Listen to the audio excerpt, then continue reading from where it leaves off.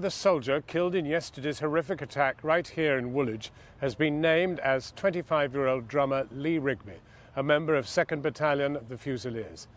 The flowers lie here at the gates of the base of the Royal Regiment of Fusiliers. Drummer Rigby had served in Helmand province in Afghanistan and has a 2-year-old son. The two suspects, one named locally as Michael Adeboloja, remains under arrest in hospital. Tonight, 2 more people have been arrested on suspicion of conspiracy to murder. Before we go on, let me warn you that the following reports do have distressing details and video of yesterday's events. Our home Day 2 found the police on their hands and knees in a meticulous search for evidence of this savage murder. Only this was not what the country has dealt with before. This was not the indiscriminate terrorist killing of everyday people, but the targeting of one ordinary British soldier. He's been named as 25-year-old drummer Lee Rigby of the 2nd Battalion Royal Fusiliers, who was stationed at the Royal Artillery Barracks in Woolwich. He was the father of a 2-year-old son. Today is about detail.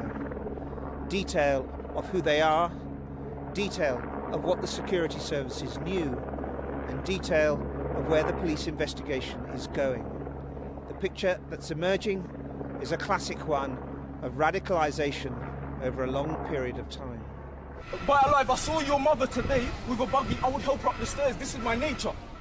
The man with the bloodied hands, the man who sought to justify the butchering of the young soldier to onlookers, is believed to be 28-year-old Michael Adeboloja.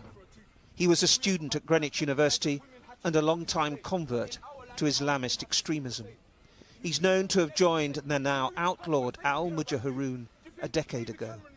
And here's the evidence: his face among protesters outside the police station in London, which used to hold suspected terrorists back in 2007. He was a normal chap, you know, very timid, very quiet, getting on with his life, family man. He called himself Mujahid rather than Michael. Well, yeah, but Mujahid is one of those names which, you know, people like to have these kind of names. But, you know, I don't think that is associated with the activities that took place yesterday. Activities today involved various police searches in various parts of the country as they tracked the history of this British-born Nigerian.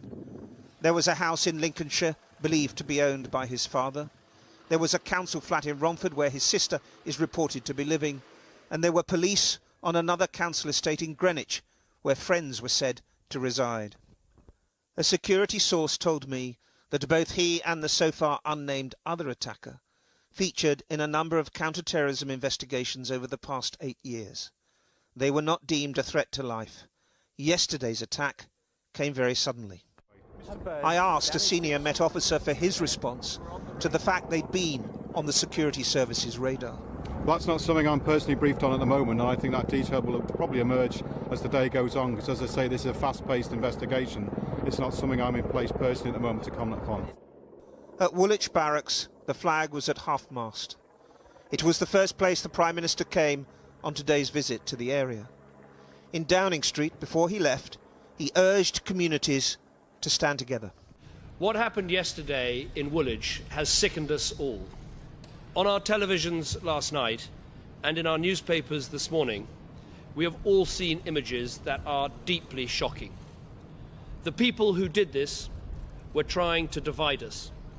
They should know something like this will only bring us together and make us stronger. But last night saw a glimpse of ugly signs of division. The English Defence League came to town more for PR purposes than anything else. Tonight, an additional 1,200 officers will be on the streets of London. But what you can't see are pockets of anti-Muslim reaction that occurred across the country overnight.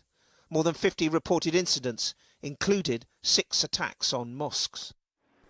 But the country today was focused far more on the one solitary attack, the murderous one which ended drummer Lee Rigby's life and brought home yet again the immeasurable impact that stems from an unforeseen terrorist attack.